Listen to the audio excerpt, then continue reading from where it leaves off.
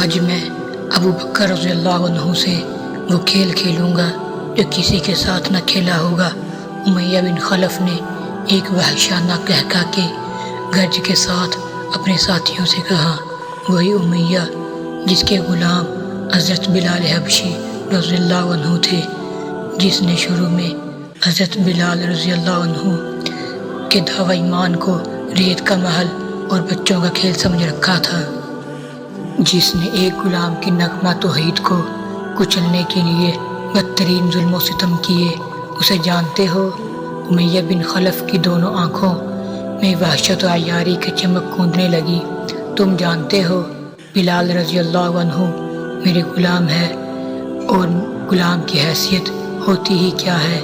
پھر جب وہ احد احد کی رٹ لگانا شروع کر دے تو میرے لیے تو سیاہ گوشت کا نفرت انگیز ڈھیر بن کر رہ جاتا ہے۔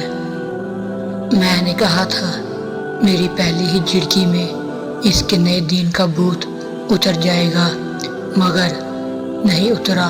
پھر میں نے کون سا ظلم اس پر نہیں کیا؟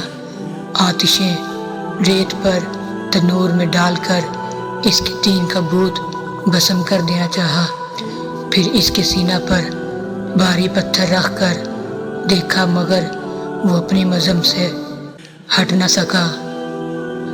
اف، محمد کا یہ جادو، اسے اتارنے میرے بس کی بات نہیں۔ مگر تم تو ابو بکر رضی اللہ عنہ سے کھیل کھیلنے کی بات کر رہے ہو۔ لوگوں نے چبھتے ہوئے لہجے میں پوچھا۔ ہاں، امیہ بن خلف گرایا، ہاں یہ کھیل ہے جو تم دیکھ لو گے۔ کیا یہ بات دلچسپ نہیں کہ ابو بکر رضی اللہ عنہ کو اس سیاہ فام سے محبت ہو رہی ہے؟ امیہ بن خلف کا ایک اور وحشت ناک قہقہ بلند ہوا۔ وہ کہتا ہے کہ یہ وحشی غلام میرا بھائی ہے، وہ میرے ظلم و ستم سے آزاد کرانے کے لیے ہر قیمت ادا کرنے پر تیار ہے، تو اس میں کھیل کی کیا بات ہے؟ لوگوں نے پھر چھیڑا۔ کھیل؟ امیہ بن خلف غصے سے بولا، سیاہ فام کا مول تول کیا کوئی کھیل نہیں؟ میں دیکھنا چاہتا ہوں کہ حضرت ابو بکر رضی اللہ عنہ بیکار چیز کی کتنی بڑی قیمت چکانے کی ہمت رکھتے ہیں۔ میں اس غلام کی قیمت اتنی بتاؤں گا کہ یہ بھاگ جانے پر مجبور ہو جائیں گے، یا پھر اس بیکار چیز کے بدلے مجھے وہ چمکتی دمکتی چیز ہاتھ آئے گی۔ سونا سونا کیا عجیب کھیل ہے، جس میں حضرت ابوبکر رضی اللہ عنہ کی ہار یقینی اور میری جیت۔ لوگ کھلکھلا کر ہنس پڑے۔ اچھا تو یہ بات ہے، حضرت ابوبکر رضی اللہ عنہ کی سخت جانی کے بعد اب حضرت ابوبکر رضی اللہ عنہ کی ہمدردی کو آزماؤں گا۔ امیہ بن خلف کا قہقہ کسی بدروح کی بے ہنگم چیخ و پکار کے انداز میں گرجتا رہا۔ گرم گرم ریت پر حضرت بلال رضی اللہ عنہ کو بونا جا رہا تھا، پتھروں کے اوپر گھسیٹا جا رہا تھا، کوڑے پڑ رہے تھے۔ احد احد حضرت بلال رضی اللہ عنہ کی قرأت تھی۔ ابوبکر رضی اللہ عنہ نے یہ آواز سنی تو تیزی سے جھپٹے، جیسے بلال رضی اللہ عنہ کی مظلومیت کی تمام ٹھیسیں، تمام درد حضرت ابوبکر رضی اللہ عنہ کے قلب میں اتر آیا ہو۔ وہ سچ مچ تڑپ اٹھے۔ اس غریب کے سلسلے میں تجھے خدا کا ڈر نہیں؟ ابو بکر رضی اللہ عنہ نے بلال رضی اللہ عنہ کی حالت زار کی طرف اشارہ کرتے ہوئے کہا، اس تمام دکھ کی ذمہ داری تم لوگوں پر ہے۔ امیہ نے حضرت ابو بکر رضی اللہ عنہ سے کہا، تم نے ہی اس کو بگاڑا اور پھر اس حالت زار تک پہنچنے پر مجبور کیا ہے۔ بتاؤ، اسے خریدتے ہو؟ بولو۔ ہاں، حضرت ابوبکر رضی اللہ عنہ نے کہا، ہاں، ہر قیمت پر تیار ہوں۔ کیا قیمت دو گے؟ امیہ نے عجیب نظروں سے دیکھا۔ اس طاس ابوبکر رضی اللہ عنہ نے چھوٹتے ہی اپنے غلام کا نام پیش کیا۔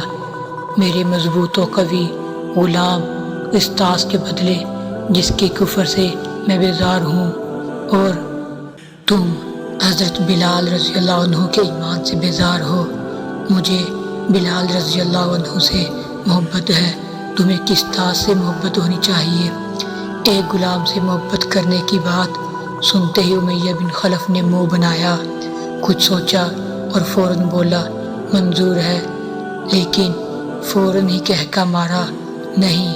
وہ ہنستے ہوئے بولا، اس کی آنکھوں میں شیطانیت کھوند رہی تھی، قسطاس ہی نہیں اس کی بیوی بھی دینا ہوگی، مجھے منظور ہے۔ حضرت ابوبکر رضی اللہ عنہ نے فوراً کہا۔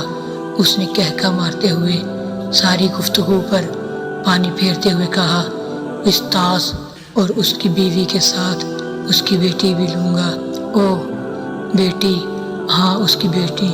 حضرت ابوبکر رضی اللہ عنہ نے ایک لمحے کو سوچا اور پھر کہا، چلو دی۔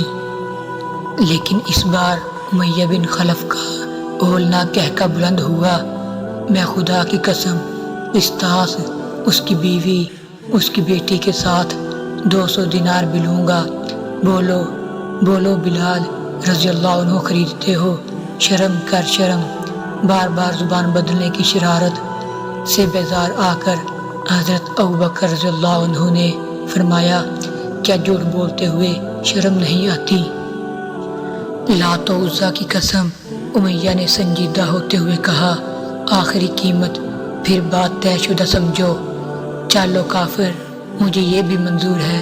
مسلمان بھائی، حضرت بلال رضی اللہ عنہ کی غمخواری سے سرشار حضرت ابوبکر رضی اللہ عنہ نے اپنا سینہ تان کر کہا، سودا ختم۔